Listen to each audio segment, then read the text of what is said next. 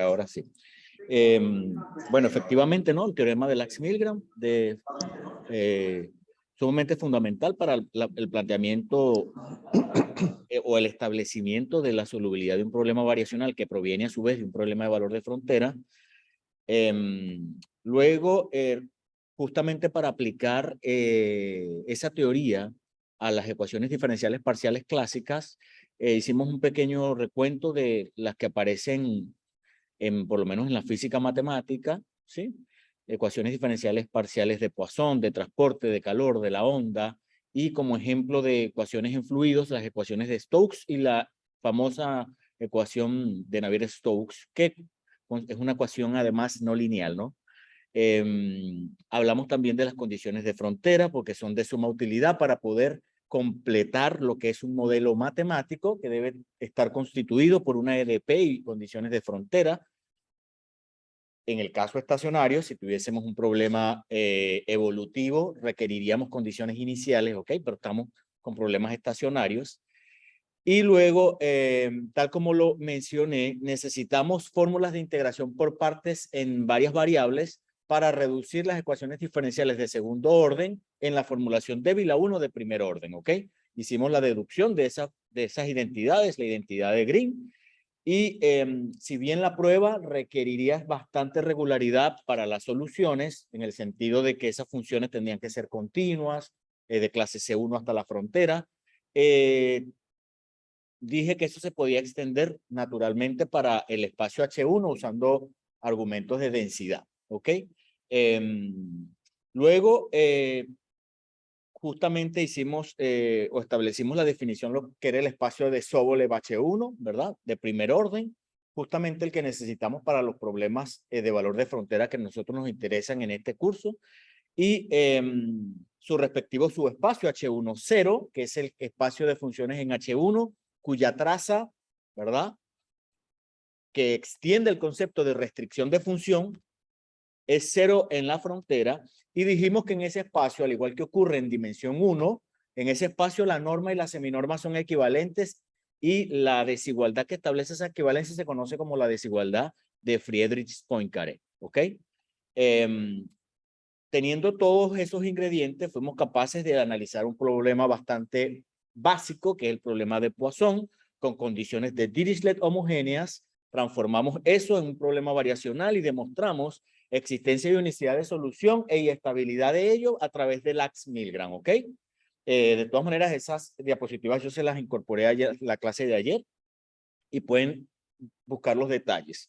De la misma manera, hicimos otro ejemplo ilustrativo, pero para el problema de reacción-difusión que se diferencia respecto al anterior, que incorpora un término de reacción, que es el alfa por U que allí ven, ¿ok? Y en tal punto nos dimos cuenta que el espacio para plantear la formulación era suficiente que fuese H1 en lugar de H1 0, ¿ok? Recuerden que en el caso anterior necesitamos H1 0 porque pedíamos que la U fuese 0 en la frontera. En este caso solo tenemos una condición tipo Neumann homogénea. De la misma manera planteamos la formulación variacional y vimos que demostrar la solubilidad era bastante sencillo, ¿verdad? O sea, el acotamiento de la forma bilineal y la coercividad de la elipticidad de la forma bilineal también salía bastante directo, casi que de la pura definición, y tomando máximos de las constantes alfa y k si queríamos acotar, tal como lo ven allí, y aplicamos Cauchy-Schwarz, mientras que en la elipticidad tomábamos el mínimo, ¿verdad? Porque queremos acotar para abajo para probar la coercividad. Y allí aparece, ¿verdad? Esa conclusión, no alcanzo a hacerla en clase, sin embargo en la diapositiva se las coloqué, ¿ok? En la clase en donde se establece pues la estabilidad también de la solución, es decir, la solución débil existe, es única y además está acotada continuamente por los datos. O sea, un problema bien planteado y allí está el respectivo análisis de solubilidad. Algo importante por destacar, lo hice en la clase, que es que cuando se presentan condiciones tipo Dirichlet, estas condiciones para el tipo de formulaciones que estamos haciendo se imponen en el espacio directamente y por eso se le llaman a esas condiciones de tipo esencial. Esencial que no se pueden prescindir de eso, sino que se deben establecer directamente en el espacio. Mientras que las de Neumann, cuando uno hace integración por partes, la derivada de la función aparece en la formulación. Así que uno la reemplaza naturalmente y por eso se incorpora en la formulación y se le conoce como condiciones de frontera natural o naturales. ¿Ok? Bueno,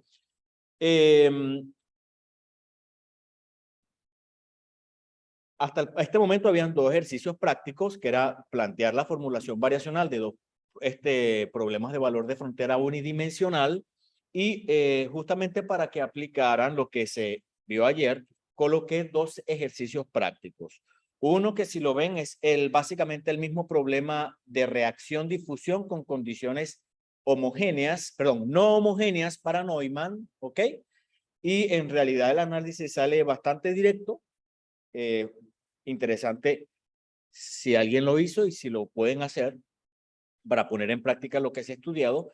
Y también este otro problema, un ejercicio práctico 4, en donde es el problema de Poisson, ¿ok? Pero con condiciones de frontera mixtas. Es decir, la frontera está subdividida en una parte en donde se coloca condiciones de Dirichlet,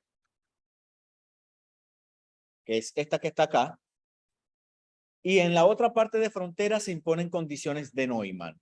Entonces, cuando hacen integración por partes y le queda una integral sobre la frontera, esa frontera, como se particiona en una parte gamma D y gamma N, deben simplemente separar la integral y utilizar lo que se empleó para los ejemplos que yo resolví en clase. ¿Ok? Usando eso y en particular este espacio que ven allí, que es este que está aquí, el H1 gamma D, es el análogo al H1,0 de omega, pero en este caso es a gamma D. Y ahí coloco que se satisface esta desigualdad de Friedrich-Poincaré generalizada que se requiere para la elipticidad de la forma bilineal. ¿Ok? Ese es un par de ejercicios prácticos que quedaron allí y con eso se cierra lo que es el análisis de formulaciones a nivel continuo. En este punto ya nosotros estamos en capacidad de plantear los respectivos esquemas discretos. Recuerden, ¿verdad? Que tal como lo dije al principio, todas estas ecuaciones diferenciales parciales, los métodos analíticos existentes son muy limitados, por eso requerimos eventualmente la construcción de métodos numéricos que nos permiten aproximar la solución. El método de Galerkin es precisamente la estrategia que nos permite, ¿verdad? O nos encamina a llevar a cabo la aproximación por el método de los elementos finitos. Y para ya ponernos en contexto con esto, aquí estoy viendo que, voy a ponerte un poco por acá.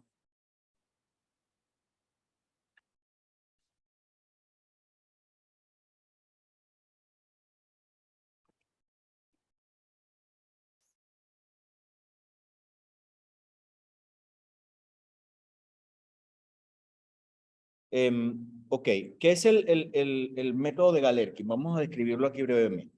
Recuerden que nosotros partimos de un problema de valor de frontera, ¿sí? Digamos LDU igual F, ¿ok? En un dominio omega, con una cierta condición, pongamos esto, U igual 0 en gamma, donde gamma es la frontera de omega. Partimos pues de un problema de valor de frontera.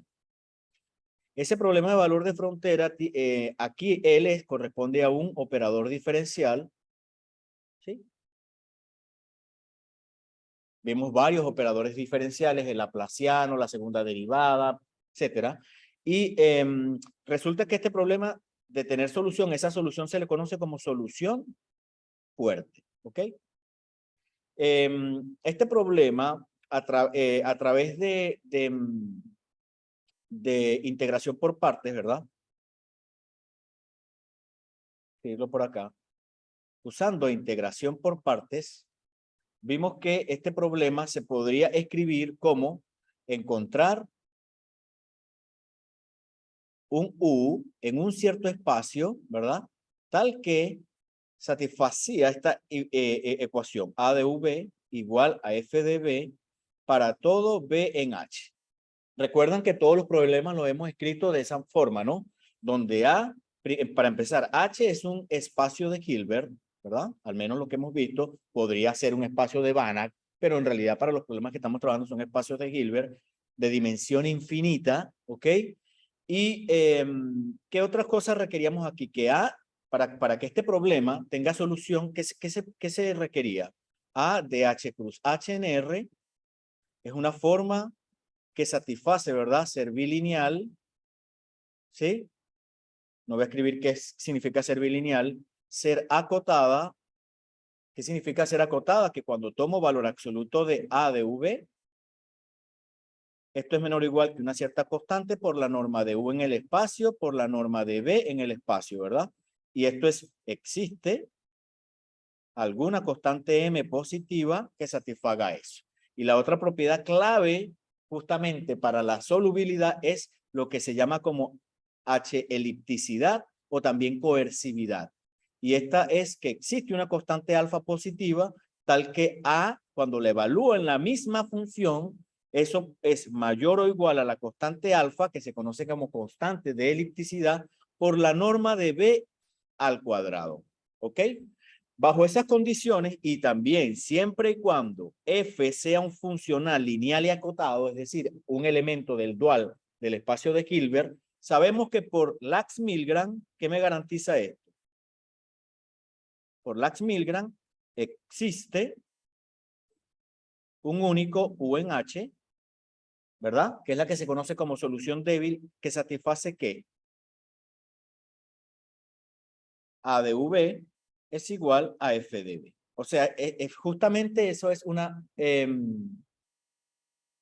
solución del problema, ¿ok? Ahora bien, nosotros lo que necesitamos es armarnos el esquema discreto.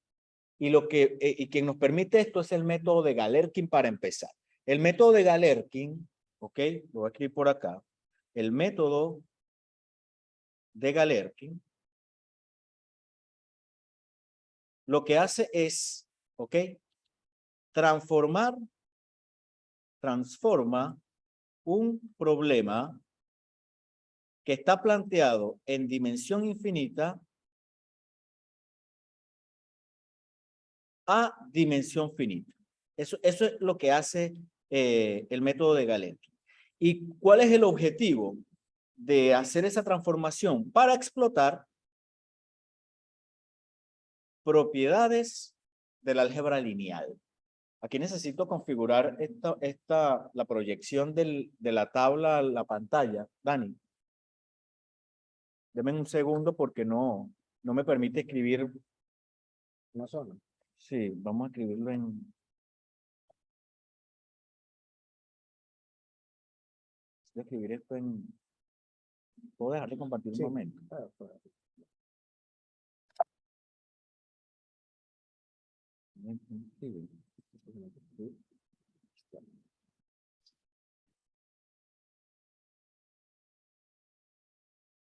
Está aquí.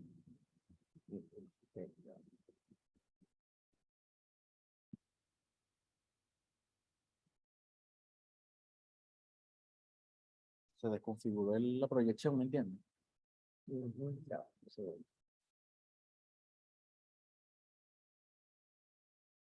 Eso. No. Esta. Aquí. Sí. Y ajuste de control en pantalla, ¿no? La proyección. Mira cómo está mal configurada, ¿ven? Pues es como desde aquí hasta aquí. Entonces le ponemos Parte, dale parte. No, dale parte. todo el monitor. Dale a ver ahora. De lado. De aquí. ¿Para qué lo tiene todo? O sea, estás en todo el monitor. Sí, pero no me sirve todo. Ah, no quieres todo. Okay. No, porque esta parte no la uso. Ahí está todo, ¿eh? Parte. Sí. Ah, Entonces, ve, yo lo marco aquí, más o menos aquí. Aquí. ¿lo puedes hacer con ratón? Y lo marco. No, ¿ves? Con No. ratón. Ahora dale a ver. Desde ahí lo marcaste. Muy bien. Ahora otro. No, no me marca. Yo quiero llegar aquí. Ok, dale ahora. Espera. ¿Vale? Ahí, muy bien. Aquí. Ajá. No, veamos de Diego.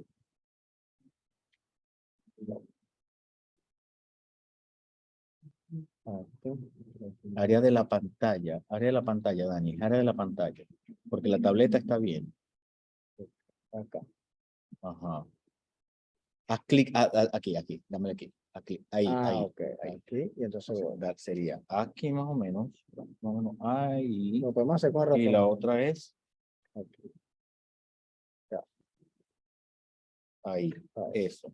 Ok, vamos a probar. Y ahí sí está, Acá. Pero a ver ahora. Eso es, ahora sí. Ok, Muchas gracias. sí, ahora.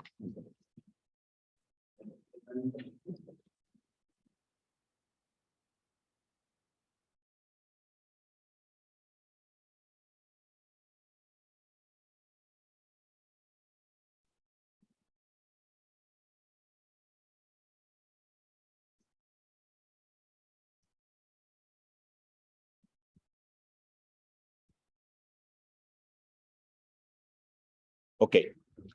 Bueno, retomamos acá. Como mencioné, no, el método de Galerkin esencialmente que nos va a permitir transformar el problema planteado en originalmente en dimensión finita a uno de dimensión infinita, a uno de dimensión infinita con el propósito de explotar propiedades del álgebra lineal. ¿Ok? Entonces, aplicando esto al contexto en el cual nosotros estamos, nosotros aquí a través de un proceso de discretización, ¿verdad? Por discretización,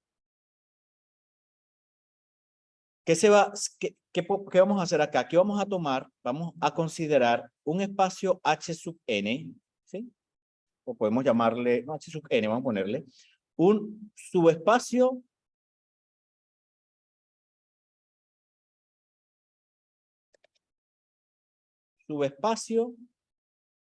de el espacio de Hilbert H, tal que, ¿ya? H sub n o la dimensión, ¿ya? La dimensión de H sub n justamente va a ser n finita, ¿ok? Y acá nosotros entonces vamos a planteamos el problema discreto siguiente: encontrar una U sub n en el espacio H sub n, ¿ok? Tal que A de U sub n, B sub n sea igual a F de B sub n para todo B sub n en H sub n. Es decir, nosotros aquí vamos a plantear pues este problema, la formulación variacional original, pero en un espacio de dimensión finita, ¿ven? O sea, el subespacio que estamos tomando lo planteamos de inmediato que debe tener dimensión finita. ¿Cuál va a ser la ganancia con esto? Bueno, el objetivo va a ser, ¿verdad? Con esto, ¿cuál es el objetivo? Bueno, que podamos construir una solución U sub n, ¿verdad? Tal que esa U sub n debemos cerciorarnos de ciertas cosas. En primer lugar, nos preguntamos si es que acaso existe esa solución, si esa solución es única, esa solución en el espacio de dimensión finita. Lo tercero que nos podemos preguntar es si es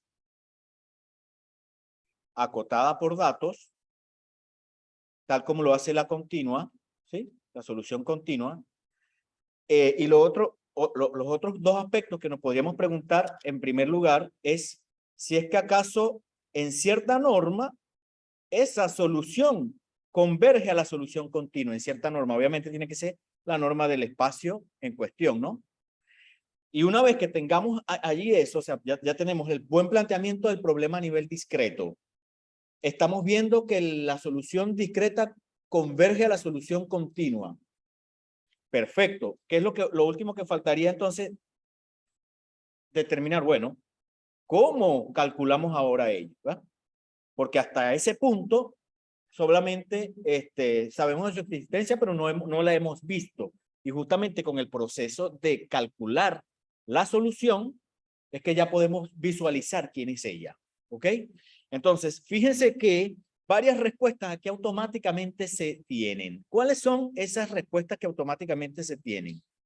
Las siguientes, las voy a sombrear.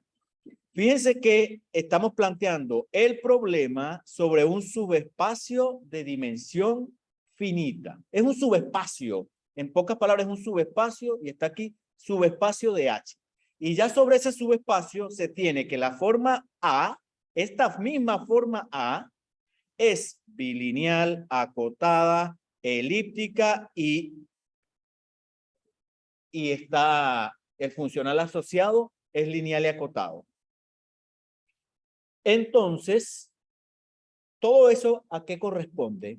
Todas esas propiedades que entonces satisface este problema P, vamos a ponerle aquí, este sería el problema, un problema P, este sería un problema P discreto, vamos a ponerle P sub n. Entonces, fíjense que el problema P sub n tiene las mismas propiedades del problema P. ¿Qué podríamos aplicar para garantizar entonces que la solución existe, es única y está acotada por los datos?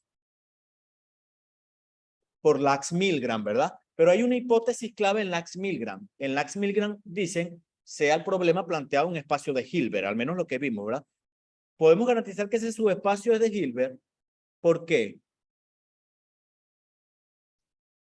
Porque todo subespacio de dimensión finita es cerrado y todo subespacio cerrado de un Hilbert es Hilbert, ¿verdad? Por lo tanto, efectivamente, aplicar Lax-Milgram al problema discreto es automático. Se hereda naturalmente del problema continuo. Pero solo nos quedan dos preguntas. Y esas dos preguntas son, ¿será que converge la solución discreta a la continua? Y lo otro es, ¿cómo calculamos esa solución? ¿Verdad? Ya, para habilitarme aquí. La pregunta es, en el caso cuando uno hace análisis en diferencia finita, por ejemplo, demostrar convergencia a veces es muy difícil. Por la cuestión de Lax, ¿no? Algo así. Sí, pero además de eso uno utiliza un recurso, claro, que solo vive en los problemas lineales, donde uno introduce el concepto de estabilidad y consistencia, que en este caso no lo estoy viendo, no sé si hay algún paralelismo con respecto a esos dos conceptos. Sí, esos y son... están relacionados con convergencia. Claro, sí, es una buena pregunta. Siempre que uno plantea un método numérico en general, en realidad, ¿verdad? Hay dos conceptos claves que es estabilidad del método numérico y consistencia. No sé si lo puedo escribir por aquí. Sí, esos son dos conceptos claves en el desarrollo o construcción de un método numérico, que es estabilidad. Vamos a escribirlo aquí.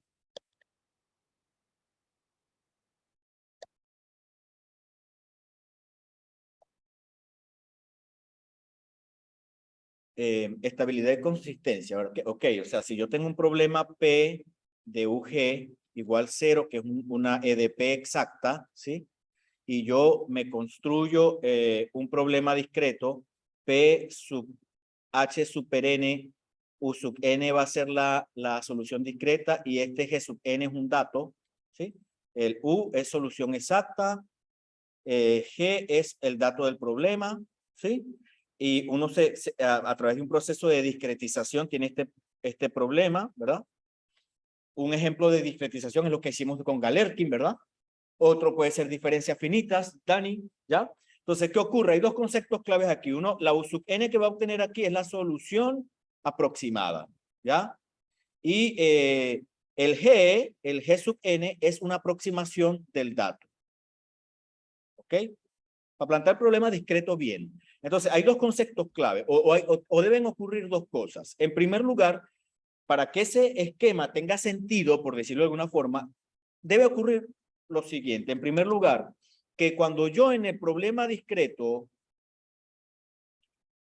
reemplace la solución continua y el dato continuo, lo satisfaga. Que lo que estoy aproximando, cuando yo reemplazo lo real, se cumpla, porque tiene que tener sentido. Esto que está aquí es lo que se conoce como consistencia. El método debe ser consistente, como consistente con la realidad, ¿ven? Y lo otro que debe ocurrir es que cuando vamos a hacerlo así, vamos a escribirlo así, P sub H super N. cuando yo perturbe la solución discreta, cuando yo haga perturbación en la solución discreta, la respectiva perturbación en la solución que se obtenga sea pequeña. Si yo pequeños cambios en los datos me generan pequeños cambios en las soluciones. Esto es lo que significa que esto sea estable. En Lax-Milgram nosotros automáticamente tenemos una estabilidad de la solución con respecto a los datos. ¿Ok? Eso es estabilidad.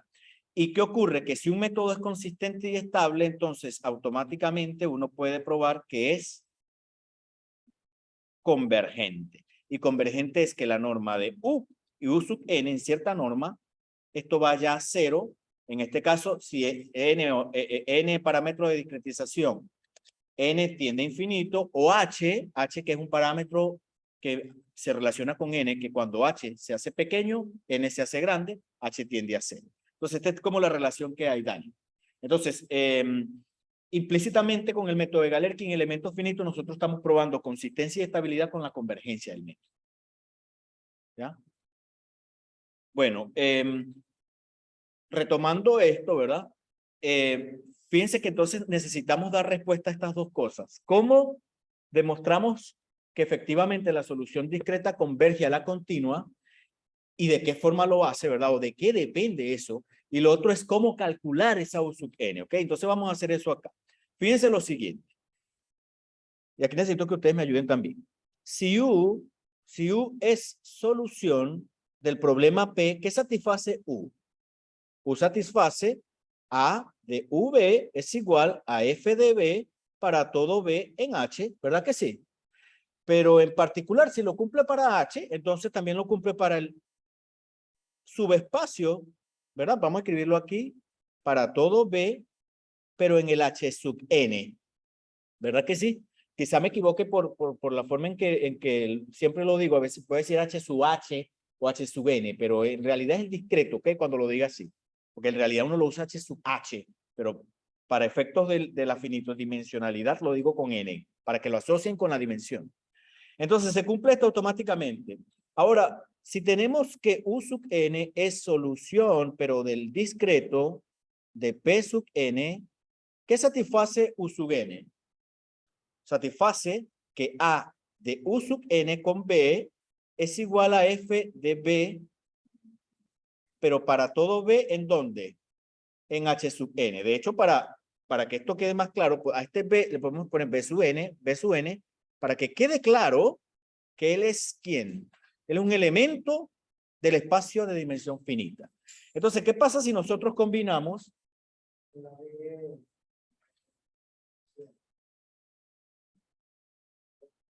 ¿Qué pasa si nosotros combinamos? Vamos a llamar a este 1, ¿verdad? Y a este 2. ¿Qué pasa si nosotros combinamos 1 y 2? ¿Verdad?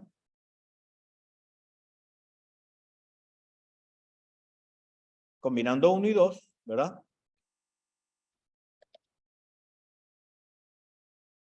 ¿Qué podemos hacer allí?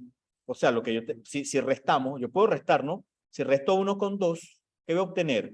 Que A de U B sub n menos A de U sub n B sub n es igual a ¿cuánto? A 0, ¿verdad? Porque ambas están evaluadas en B sub n, para todo B sub n en el espacio discreto H sub n. Muchachos, cuando digo muchachos, yo sé que no todos somos muchachos,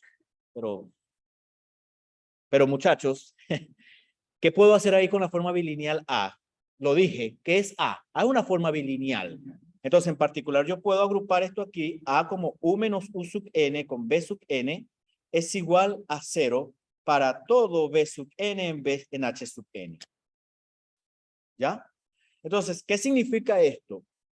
Esto es una relación súper importante que se llama relación de ortogonalidad.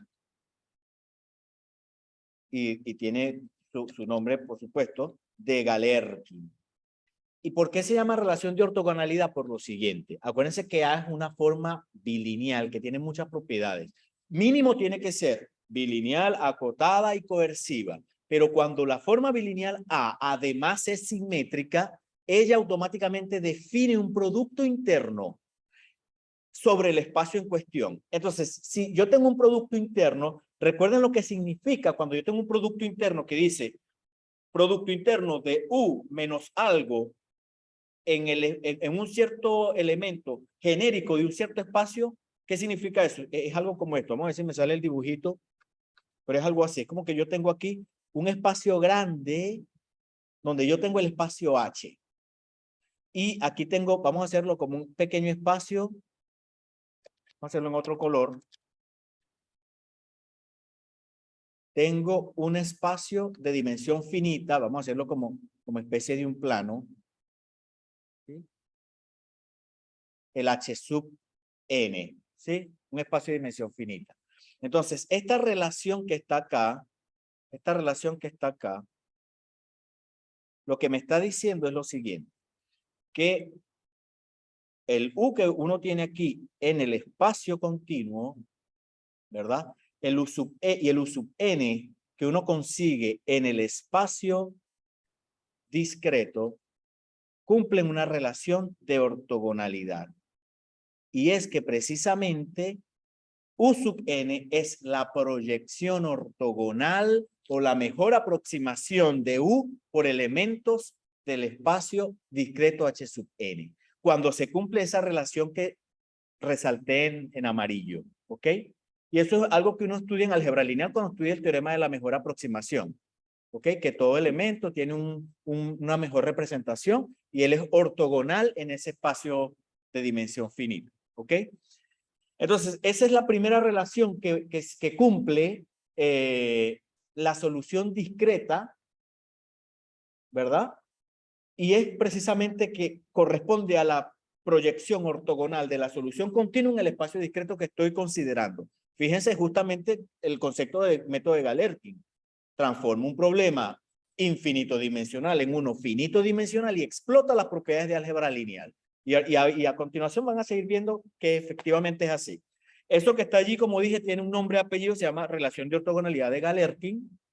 ¿Sí? Y ¿de qué nos va a servir? Bueno, ténganla en cuenta porque justamente ella es la que nos va a permitir obtener una estimación para el error. Otra cosa, recuerden lo siguiente. Además, lo voy a escribir aquí. Además, recuerden que la forma bilineal es H elíptica. ¿Qué significa que la forma bilineal sea H elíptica? Que existe una constante alfa mayor que 0, tal que A evaluado en la misma función, digamos función, es mayor o igual que la constante alfa por la norma al cuadrado de la B. ¿Sí? Entonces, ¿de qué mes? Esto es para todo B en H, porque es H elíptica. ¿Ok? En particular, también lo es, o sea, fíjense que en particular, ¿qué pasa si yo considero B como el error en la aproximación? Porque para acá es para ahora para dónde vamos. Queremos estimar eso, ¿no?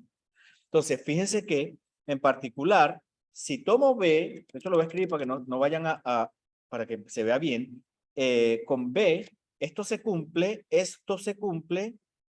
para B, que es U menos U sub N, que obviamente es un elemento de H. ¿Ok? Entonces, vamos a aplicar esa elipticidad para ese elemento U menos U sub N, pero al revés. Es decir, vamos a partir de la norma al cuadrado y vamos a decir que es menor o igual que la A evaluada en eso, ¿sí? Es decir, voy a escribir alfa por la norma del error al cuadrado es menor o igual que A en U menos U sub N, U menos U sub N. ¿Sí? Fíjense que estoy aplicando la elipticidad al error. ¿Sí o no? ¿Qué satisface la A? Bilineal. Entonces, esto significa, fíjense que ustedes podrían decir, bueno, porque para estimar, si yo quiero estimar el U menos U sub N, acotemos de una vez esa A allí como M por norma de U menos U sub N, por norma de U menos U sub N, porque es acotada, pero no nos sirve de nada, muchachos, porque si no, esto quedaría al cuadrado, se cancelaría con esto y queda que alfa es menor o igual que M. No me dice nada de para dónde va la diferencia en norma de U menos U sub N. Entonces, tengo que trabajar un poquito esa expresión, ¿ya? Para trabajarla, bueno, digamos, bueno, como A es una forma bilineal, yo podría escribir esto como A de U menos U sub n con U menos A de U menos U sub n, pero ahora con el U sub n, ¿sí o no? ¿Qué sabemos de alguno de esos dos? Fíjense que este que está acá,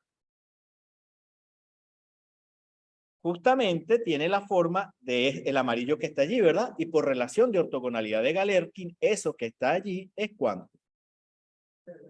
Eso es 0. Por lo tanto, si eso es 0, ¿a qué se reduce esa expresión? La vamos a seguir aquí en la próxima diapositiva, ¿verdad?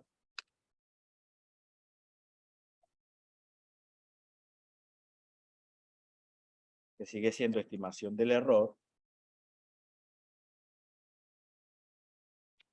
Y va a ser así, ¿verdad? Esto que está acá va a ser alfa, por lo tanto, ¿sí? A lo que estamos llegando es que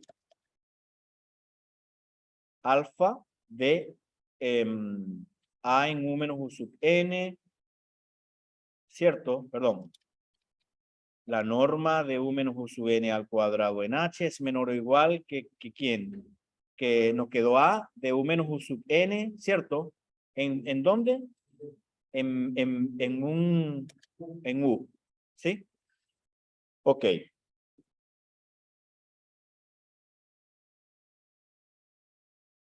¿Qué podemos hacer allí?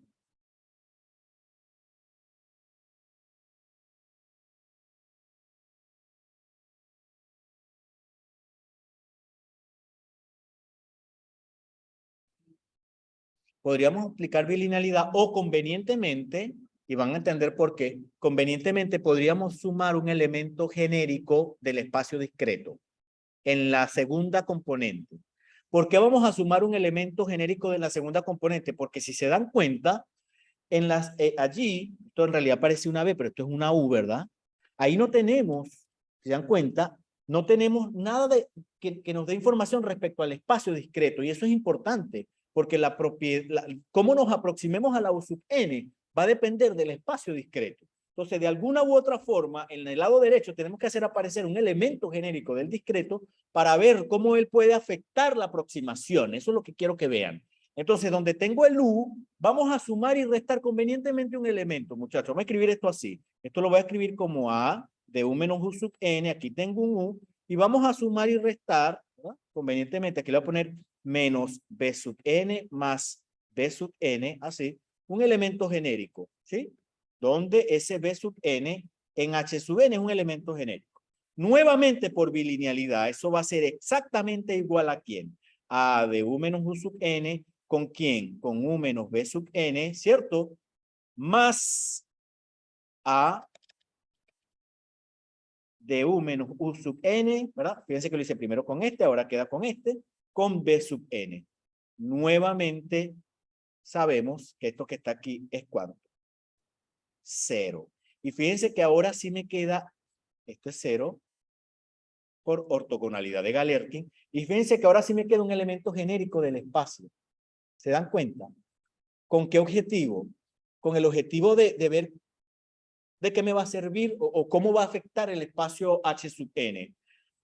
Fíjense que ahora entonces sí podemos acotar esto de la siguiente forma. Como la A es acotada, esto es menor o igual que una constante m de acotamiento, ¿verdad? Por la norma del primer vectorcito, que es U menos U sub n en H, por la norma del segundo vector, U menos B sub n en H, ¿sí? Y ahora podemos hacer lo siguiente. Esto ahora se cancela con uno de estos, ¿cierto? ¿Sí lo ven? Y entonces va a quedar que la norma de U menos U sub n en H es menor o igual. Fíjense que el alfa de la izquierda multiplicando pasa para acá. Entonces va a quedar m partido en alfa. M entre alfa realmente. ¿Va? En Chile decimos m partido por alfa. Me chocaba, pero me tuve que adaptar. La verdad, usted sabe. Y aquí me va a quedar norma de U menos B sub n en H para todo B sub n en H. Entonces, fíjense que el B sub n es un elemento arbitrario. ¿Y qué me dice esa desigualdad? en términos de cotas inferiores, que la norma de U menos U sub n es cota inferior de las diferencias que hay entre U y cualquier elemento de B sub n, ¿verdad? Entonces, esto me permite decir que la norma de U menos U sub n en H, aquí voy a dejar la constante, es menor o igual que M partido en alfa, por el ínfimo que yo pueda conseguir aquí. ¿Sí? Para todo, bueno, de hecho ya aquí tendría que escribirlo bien bonito así, B sub n en H sub n, ¿verdad? El ínfimo aquí es H sub n. ¿Ok? Pero esto que está aquí, ¿cómo se define? ¿Qué es eso que está ahí? ¿Esa es la definición de qué? Fíjense que tengo el ínfimo de un U, el ínfimo de la norma de un U a todos los elementos de B sub n. No.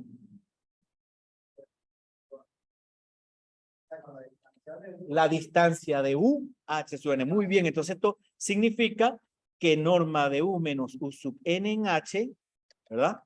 Es menor o igual a M partido en alfa por la distancia que hay de U al H sub n.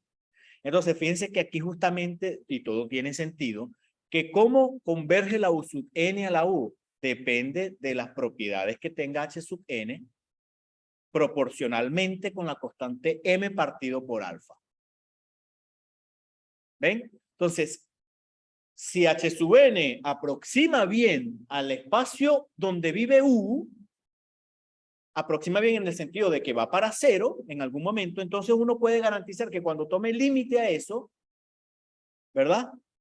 Como la distancia de la U al conjunto va para cero, si el espacio de aproximación me aproxima bien a la función, entonces efectivamente uno va a tener lo siguiente. U va a converger a U sub n. Escribirlo así en la norma. Esto que está aquí va a tender a cero cuando n tiende a infinito si la distancia de U a H sub n también tiende a cero cuando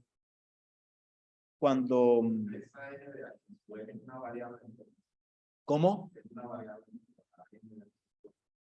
No, la n es la dimensión del espacio. Pero me choca que sea la misma n de U sub n.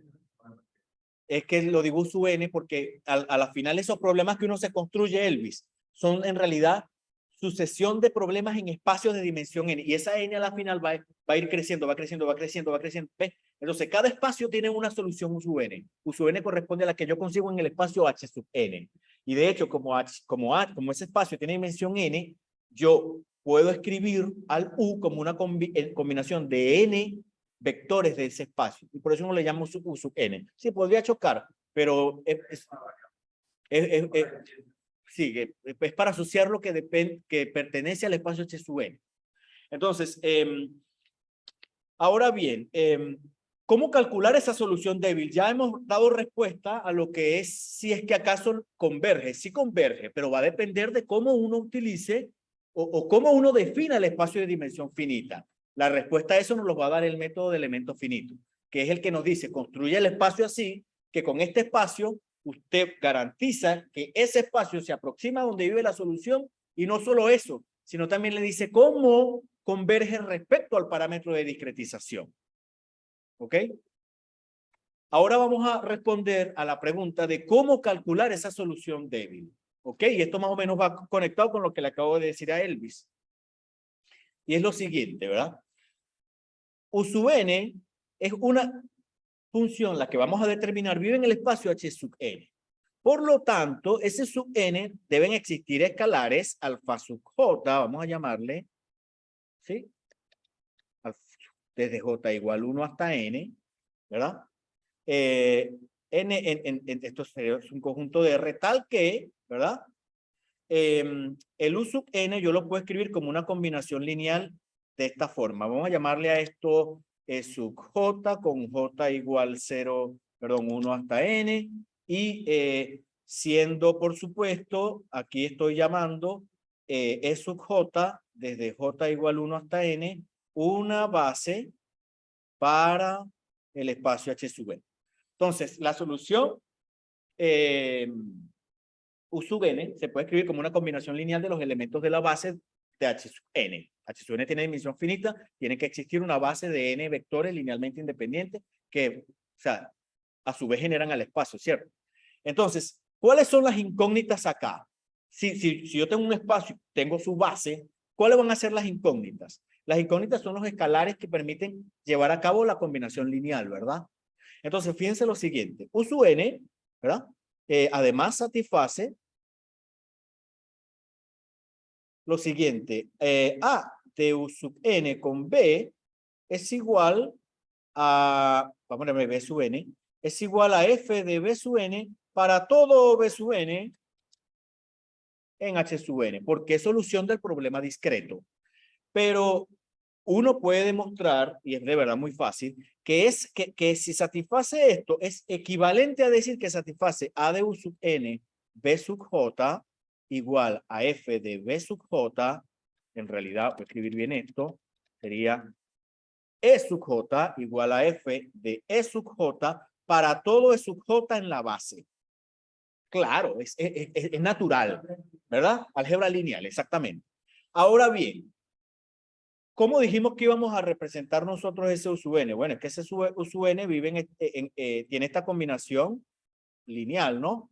En términos de la base. Así que yo lo podría reemplazar de igual forma aquí, ¿sí o no?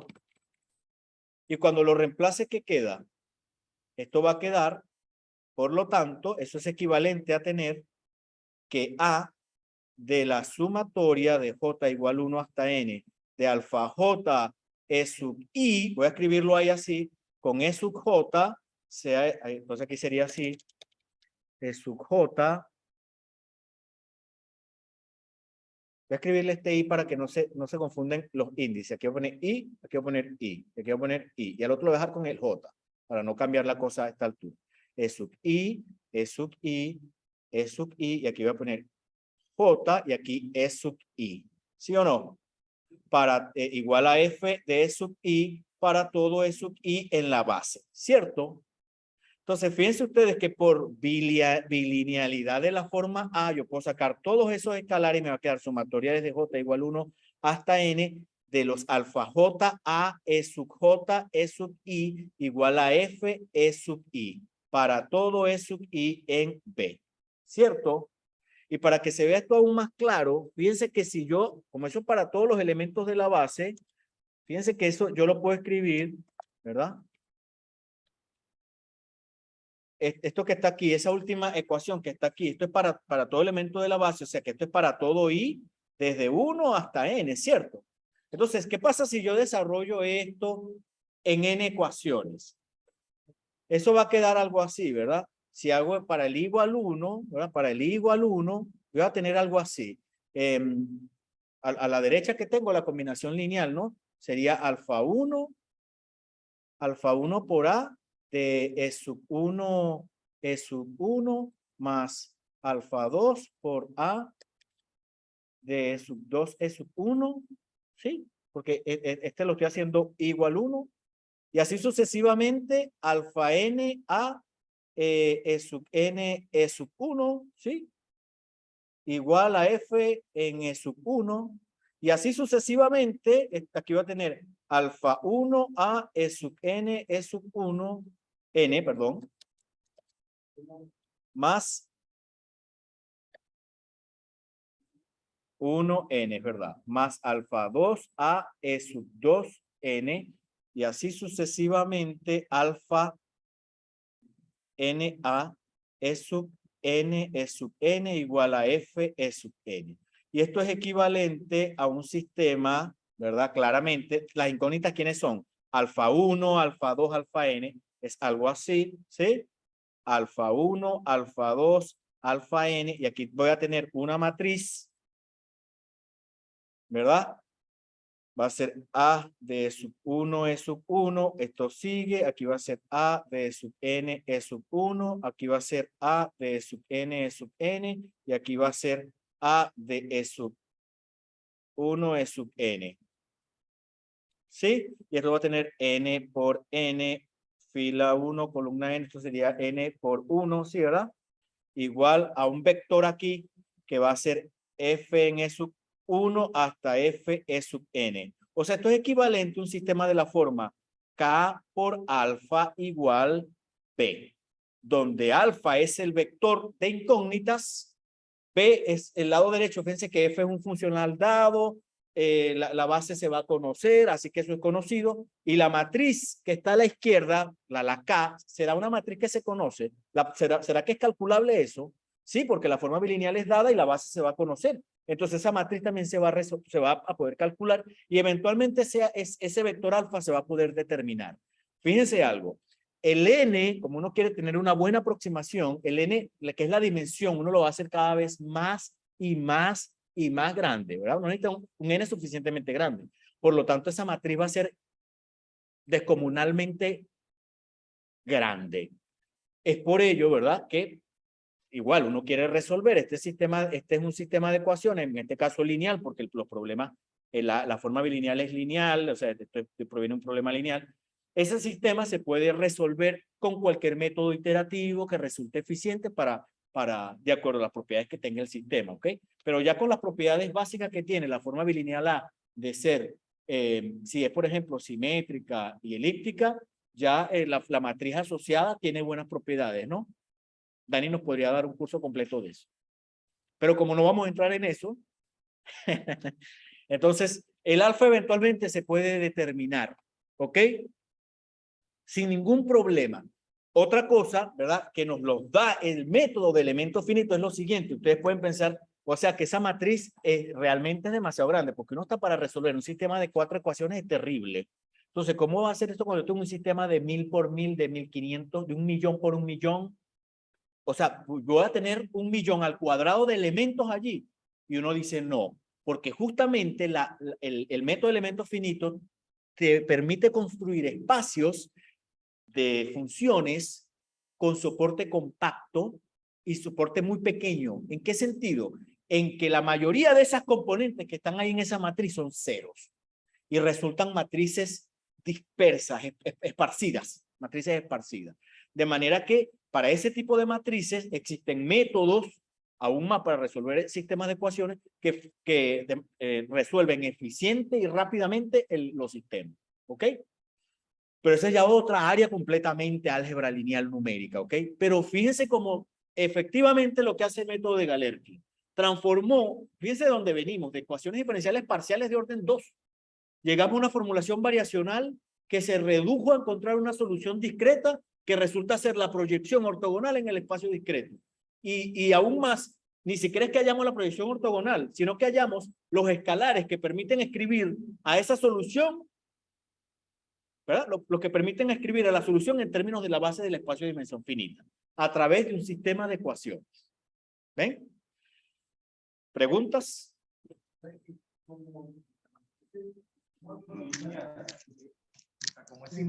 Profesor, una pregunta. ¿Tiene algo en especial la base que se tome para el desarrollo? ¿Alguien está preguntando? Sí, ¿Me ¿no puedes se escucha traducir ahí? No puedo, repite. Preguntaba si tienen algo especial la base que se tome para el desarrollo.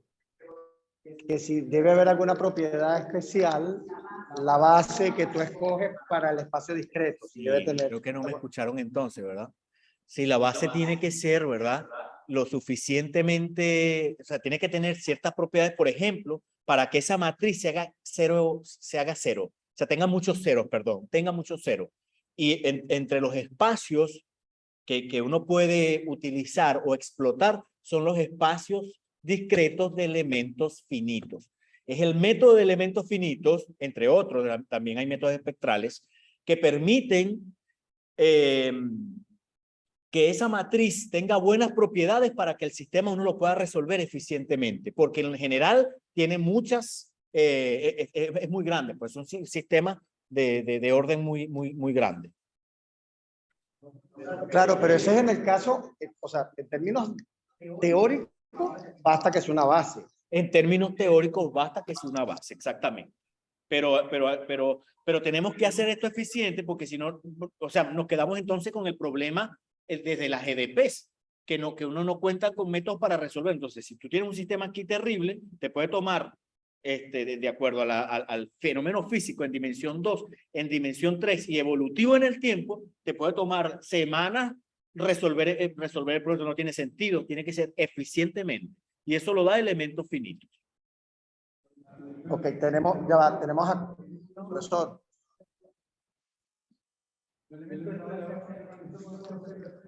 Sí, No, sí. repita la la base. Que si los elementos de la base se necesita conocer explícitamente, o sea, la base del espacio H y, por supuesto, la base del subespacio, conocerla para calcular. Sí, claro, la base, como hemos visto, teóricamente basta con que uno tenga una base, pero para que esto sea calculable, sí debemos escribir de manera explícita cuáles son esos elementos de la base, cómo deben ser. Para cuando yo calcule esas A que están ahí en la matriz, ustedes se den cuenta que esto van a dar 0 y me voy a quedar con pocos elementos en la matriz. Entonces, sí es necesario, para fines prácticos, saber cuál es la base, de manera explícita.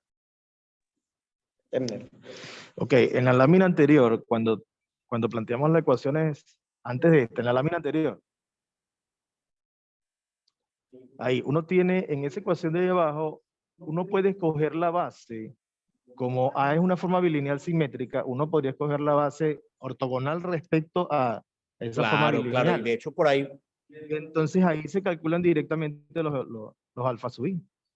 Conseguir bases ortogonales no es barato siempre. No, pero ya va, a partir de una base tú construyes, por gran Smith, construyes la base ortogonal. ¿Entiendes? Sí, se puede, ¿Sí? puedes construir Pero una base. computacionalmente Gran Smith cuesta plata. Claro. Entonces hay métodos más eficientes que ya están prediseñados, que es lo que vamos a mostrar más adelante. Estamos hablando de teóricamente. O sea, tengo la base. ¿Ah? Claro, por eso. O sea, esto se puede hacer porque es Hilbert. Sí, es posible. Listo. No, era eso. Pues. ¿Alguna otra pregunta? Yo tengo una pregunta, Eligio, pero no sé si es porque falté ayer. No me quedó claro en la demostración anterior, o sea, si vas hacia atrás, o sea, yo voy escogiendo la base, pero ¿cómo yo garantizo que en la medida que yo voy haciendo esa base más grande, estoy reconstruyendo mi H original? Porque la condición de convergencia me dice, todo va bien, si el espacio de aproximación eventualmente llega tiene buenas a ser propiedades, H. Tiene buenas propiedades, claro. Exacto. Entonces, no me quedó claro, digamos, en el hilado que viene, no me quedó claro que en efecto yo estoy haciendo eso. Y no va a quedar claro tampoco. ¿Por qué? Porque lo que garantiza eso es toda la teoría de interpolación en espacios de Sobolev, que de acuerdo a cómo uno construya la base, porque puede ser muy simple, como dice el profesor Ebner, que uno simplemente hago una base ortogonal, es más ortonormal, para que tenga puros unos y calculo los escalares, ok. Pero para efectos de una buena aproximación en las normas, por ejemplo, de H1, tú tienes que pasarte por toda la teoría de interpolación en espacios de Sobolev, ¿ok? En donde justamente uno demuestra que bajo ciertas hipótesis de regularidad de cómo es la U, cómo es el dominio, efectivamente es la diferencia, o mejor dicho, la distancia de la solución al espacio tiende a cero cuando H tiende a cero. Porque todo esto está aquí, claro, teórico, pero lo que está en el trasfondo es la teoría de interpolación en espacios de software. Por eso, así no te va a quedar claro sabiendo que existe la teoría de interpolación, pero nos tomaría todo un curso de espejo de funcional para demostrarlo, ¿ok? Pero uno lo podría hacer eventualmente en una dimensión realmente y a la final eso se reduce con interpolación de Lagrange. Todo claro hasta aquí entonces, ¿no? Ya vimos cómo calcular la solución débil discreta, ¿correcto? O sea, ¿cómo se calcula la solución débil discreta? A través de resolver un sistema. ¿Cómo se calcula esa solución débil discreta? Resolviendo un sistema de ecuaciones equivalente al problema respectivo. ¿Qué hora es? 9:02. Ok. Bueno, todo esto nos conduce entonces a lo que es, fíjense que volviendo acá, ¿verdad?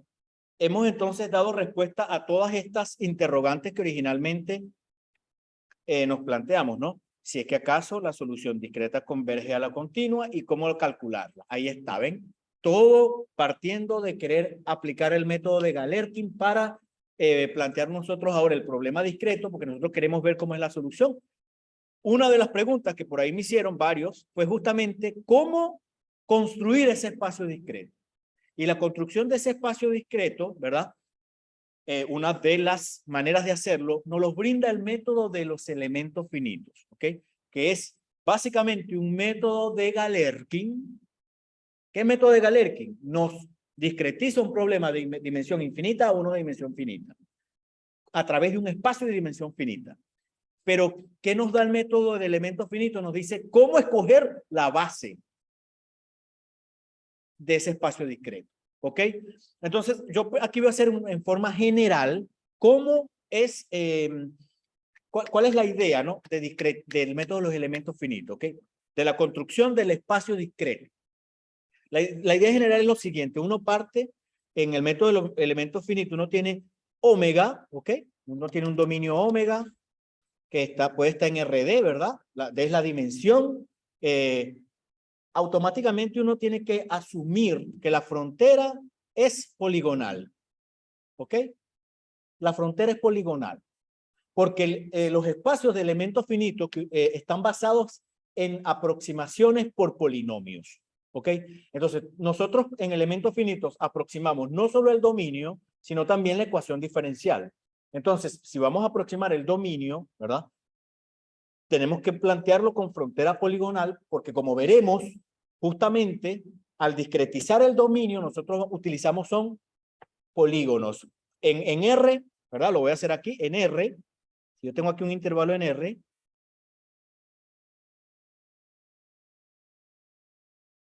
los elementos que uno utiliza son subintervalos. Uno discretiza esto así, ¿ok?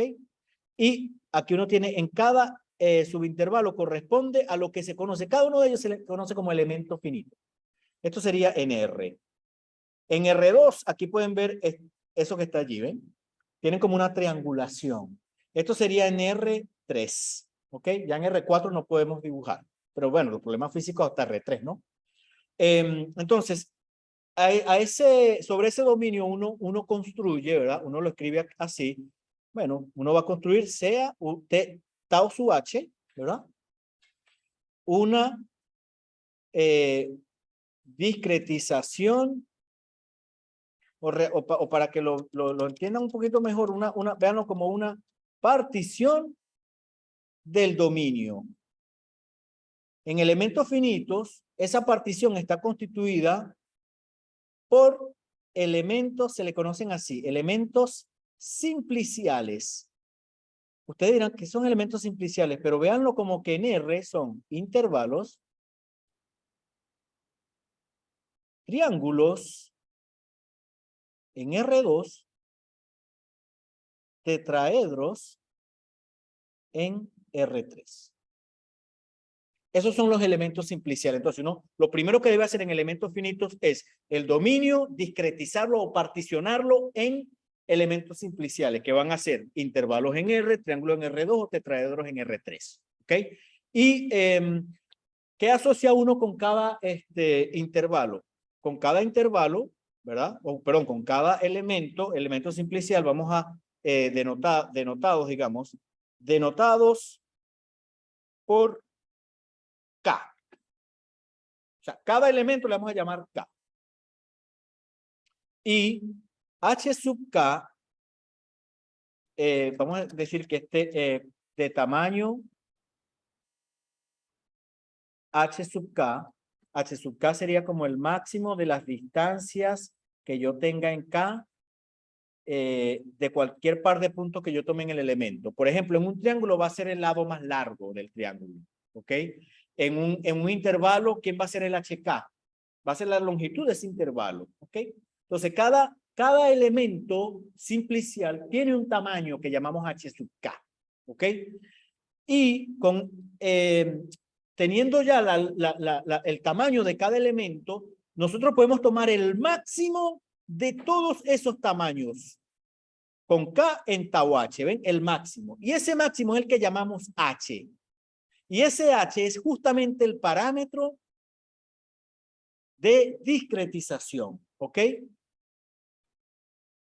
Entonces, fíjense que a mayor cantidad de elementos, el H se hace cada vez más y más chiquito, ¿verdad? Justamente H es un parámetro destinado a tender a 0, ¿ok? Y bueno, ¿qué debe ocurrir? Bueno, que el dominio omega finalmente, ¿no? Cumpliéndose, ¿no? Que el dominio omega finalmente se pueda cubrir completamente, exactamente igual con la partición. Que yo cubro el dominio con la partición, con esa partición, ¿ya?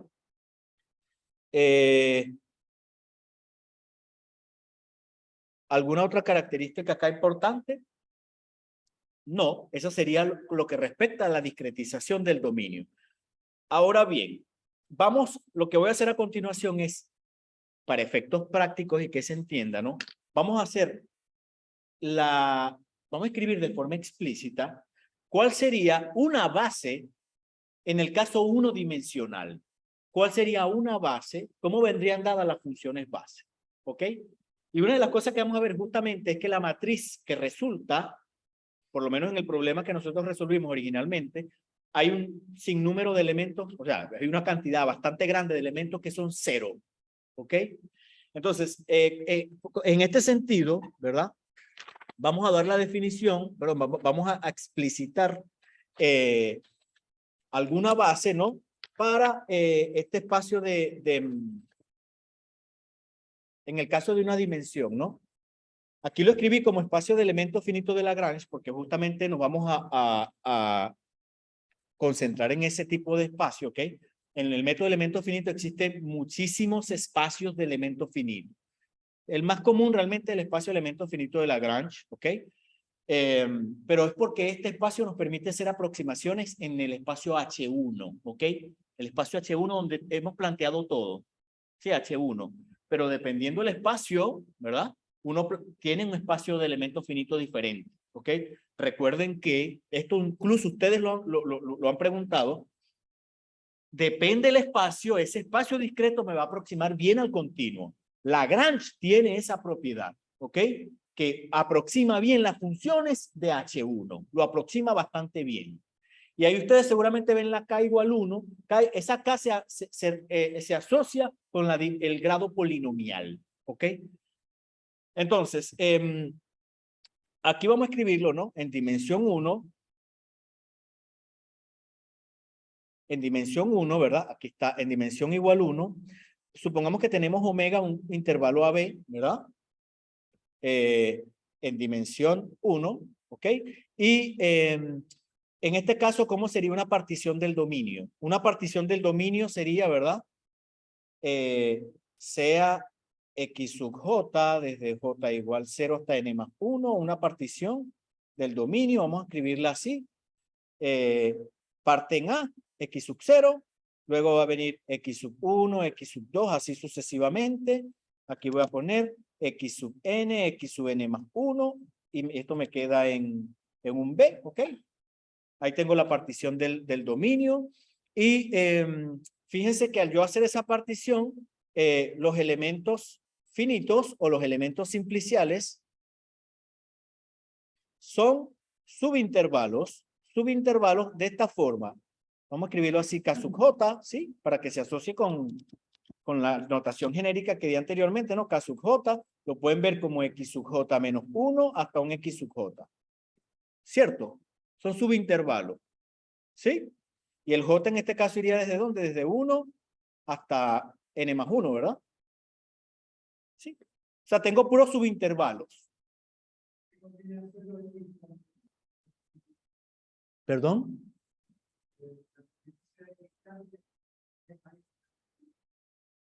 No, de hecho la partición, exacto, la partición como usted la forme, no necesariamente tiene que ser uniforme.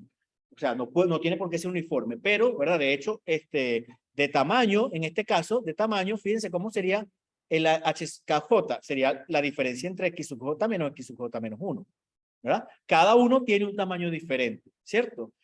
Sin embargo, uno puede simplemente asumir una partición uniforme y el H va a ser el mismo para todo el mundo, entonces el tamaño H de la partición es único, ¿verdad?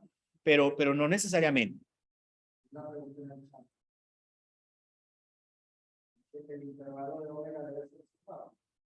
No, porque en general los dominios son abiertos y acotados en RD, ¿ok?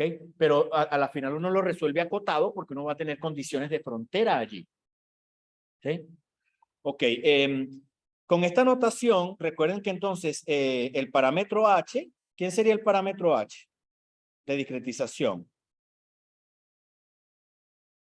Sería H igual al máximo de todos esos HKJ con KJ en la partición, ¿cierto?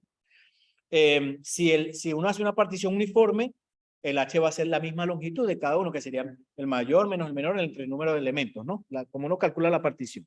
Ok, entonces, el espacio siguiente, se define el espacio, fíjense cómo se define este espacio, de Lagrange, de hecho, este espacio lo voy a escribir como es, elementos finitos de Lagrange, de orden 1, como lo siguiente. Lo voy a escribir, de hecho, como lo vimos con Galerkin, H sub H se escribe así. El conjunto de funciones P sub H continuas hasta la frontera, sería aquí continuas, sobre todo el dominio omega, hasta la frontera, tal que esa B sub H, cuando la restringo a cada subintervalo, va a ser un polinomio de grado 1 sobre ese intervalo. Polinomios lineales atrosos, ¿ok? Entonces son polinomios lineales atrosos continuos globalmente. Eso es lo que es el espacio de elementos finitos de Lagrange. En particular, ¿verdad? Si, por ejemplo, estamos aproximando este problema por lo que quiero graficar allí, para el espacio H10, recuerdan el problema de Poisson con condiciones de Dirichlet homogénea, que todo quede en H10. Entonces necesito un subespacio de S. Quiere decir que en la frontera tiene que hacerse 0. Entonces uno aquí tendría que pedirle esta función que en A, que es el extremo del intervalo o la frontera, y en B me dé ¿cuánto? 0. Entonces, esto que está aquí sería una función típica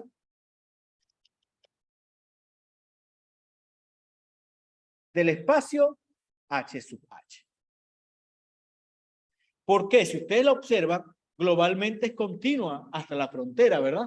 Pero si se restringen a cada subintervalo, lo que tienen es un polinomio lineal. Entonces, esto es lo que se conoce como el espacio de elementos finitos de Lagrange en una dimensión y de orden K igual 1. Ustedes pueden armarse el grado cuadrático, cúbico, atroso. Eso es el espacio de elementos finitos de Lagrange, ¿ok?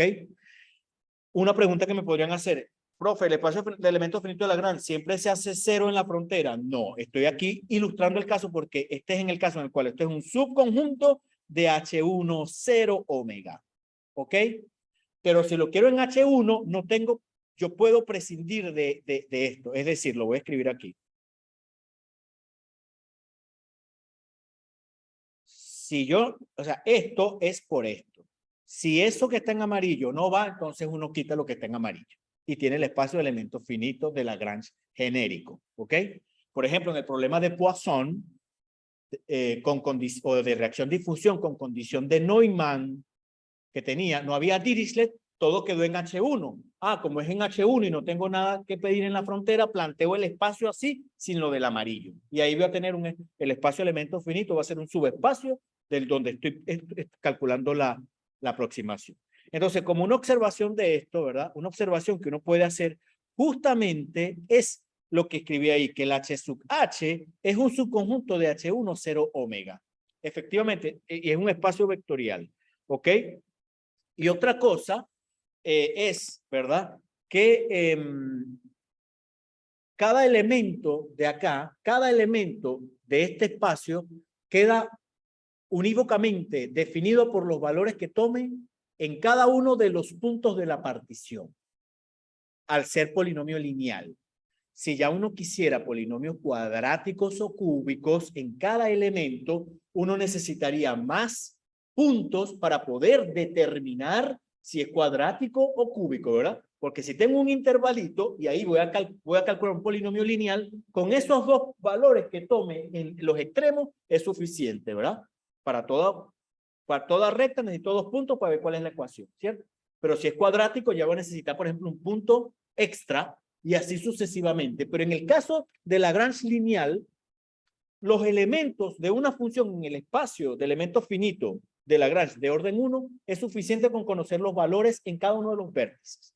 Entonces, fíjense que en este caso que estoy ilustrando, ¿cuántos puntos tenemos allí? ¿Cuántos vértices o cuántos puntos de la partición? Bueno, por la numeración que hice, ¿verdad? Tengo n más 1 menos 0, n más 1 más 1, tengo n más 2, ¿cierto?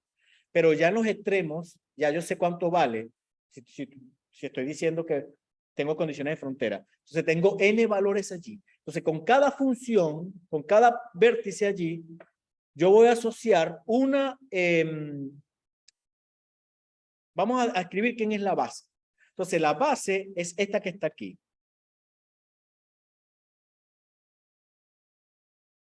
Una base para el espacio H sub H anterior es el conjunto E sub J, con J igual 1 hasta N, dado de la siguiente forma. Son funciones conocidas como funciones techo. E sub I de X sub J es igual a 1 si I es igual a J y 0 si I es distinto de J. Con cada punto de la partición, yo voy a asociar una función base. ¿Y cómo se define esa función base? En el punto respectivo vale 1 y de resto va a valer 0.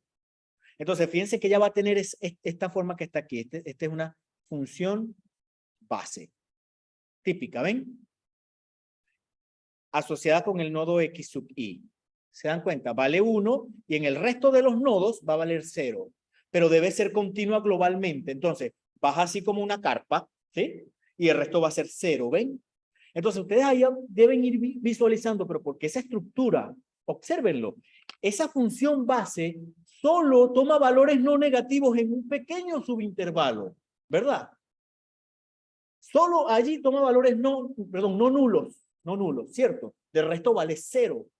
Y eso no es por capricho. Fíjense que si yo tengo dos funciones, aquí lo tengo asociado con el nodo X sub I y aquí con el nodo X sub J, esas deberían ser las respectivas funciones bases asociadas, ¿ven?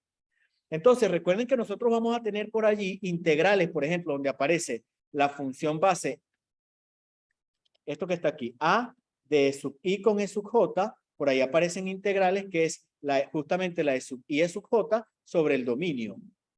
Pero, ¿qué pasa si esa I y esa J, por ejemplo, en este caso, si la distancia entre ellas es mayor o igual que 2? ¿Cuánto va a valer esa integral? Se va a hacer 0, ¿ven? Porque ni siquiera tienen, cuando una no vale 0, la otra vale 0. Entonces, solo cuando ellas tengan una parte de los intervalos común o sea la misma, ahí es que vale. Por eso la matriz que resulta va a ser 0. ¿Se dan cuenta? Esa matriz inmensa, solo para un cierto número de elementos va a ser no nula. O sea, pocos elementos en comparación con el total. Exacto, por eso las matrices que resultan, profe, se llaman matrices tridiagonales, por ejemplo. Son en las diagonales que queda así, valores no nulos y de resto es 0. Incluso hay métodos directos para ese tipo de matrices, ¿verdad? Métodos directos que son que simplifican en lugar de, por ejemplo, aplicar un Gauss usual. Método directo. Entonces, así se definen ese conjunto definido así por esas funciones, justamente constituyen una base para el espacio. Ese constituye una base. Que eso de hecho, un ejercicio no es difícil comprobarlo, ¿ok? Y para que tengan la idea, ¿verdad? En 2 dimensiones, en 2 dimensiones, o para cerrar esto, al menos de elementos finitos de un orden, se cumple, ¿verdad? Se cumple el espacio anterior es para una U suficientemente regular, en este caso, suficientemente regular. Ese espacio cumple lo siguiente: la distancia del U al H sub H está acotado por una cierta constante por H a la K. Lo cumple por interpolación de Sobolev. En particular,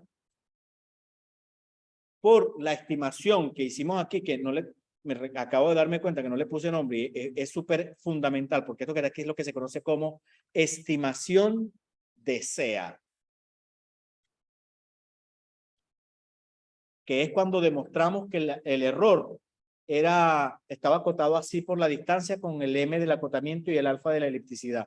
Eso, si utilizamos la estimación de SEA, ¿verdad?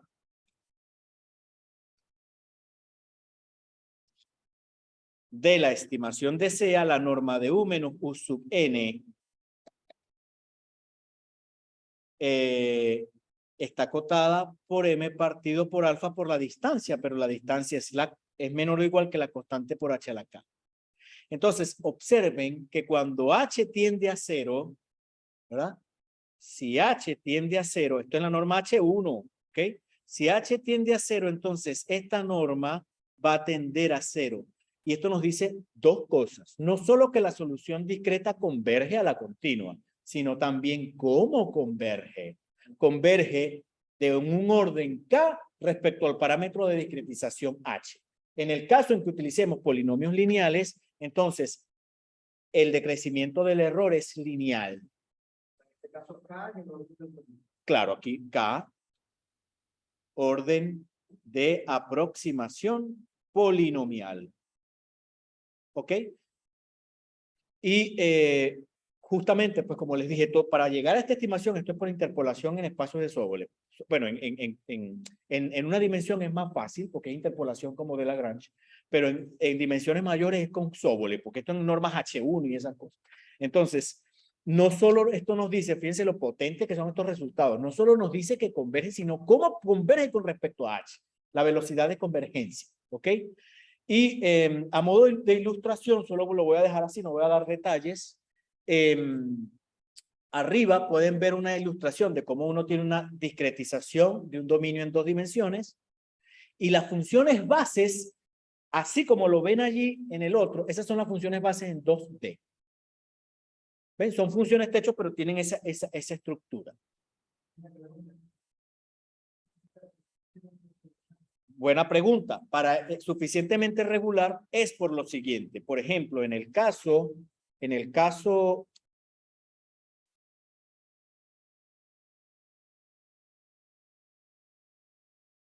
cuando uno hace la demostración de esta estimación, uno en realidad lo que prueba es que la distancia de la U a la H sub AN, o H sub H, no sé cómo le puse ya, es menor o igual que una constante por H a la K por la seminorma de U, o sea, en K más 1, que sería en H a la K más 1 de omega. Para U, suficientemente regular significa que para una función U en HK más 1 de omega se cumple eso que está ahí. Entonces, suficientemente regular es lo suficientemente suave, pero en el sentido de derivadas distribucionales en espacios de Sobolev. Entonces, como la U eventualmente es una función que tiene, si está en HK más 1, la norma es un número, ¿no? Esa seminorma es un número. Entonces, esta seminorma pasa a ser parte de esta constante. Y uno simplemente lo puede escribir como una constante que sí depende de la U, pero en la seminorma, por H a la K. ¿Ok? Pero no quise meter la notación de la seminorma en HK más 1 porque complica aún más la expresión. Pero en el fondo, efectivamente, la constante que está allí depende de la norma de la solución continua. Bueno, la clase queda hasta acá, ¿ok? Yo igual voy a enviar las diapositivas. Ya nos quedaría mañana como el último día del minicurso. Que tengan buen día. Muchas gracias. Bueno, muchísimas gracias. Se les invita, bueno, a la asistencia del siguiente curso, que es uso de datos en Power BI. No sé si hay alguna pregunta final de alguien en la sala aquí o en el chat.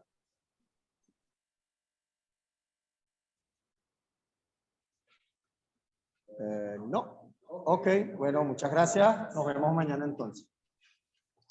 Gracias, Eligio. De verdad, excelente exposición. Muchas gracias. Hasta mañana.